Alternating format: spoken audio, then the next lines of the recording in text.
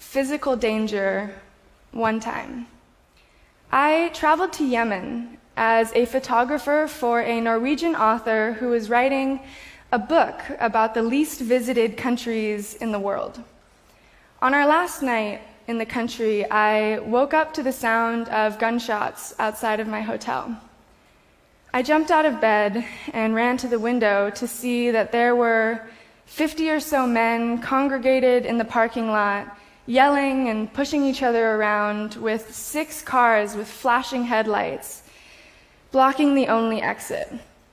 With no security in sight, I grabbed my phone to call my contact in the country, who didn't answer because this was happening around 2 o'clock in the morning.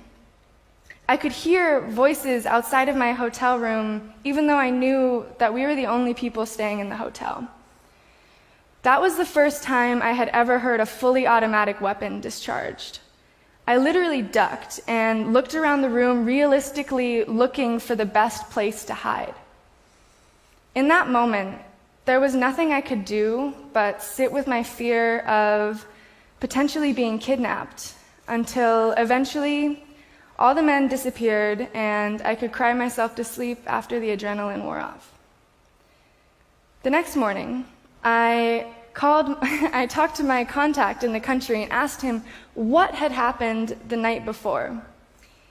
He responded with, "Oh, that was just a wedding party." Since Yemen is an Islamic country, they do not drink alcohol, and one of the ways that they celebrate is by shooting guns. Basically, what this means is that the scariest thing that has ever happened to me while traveling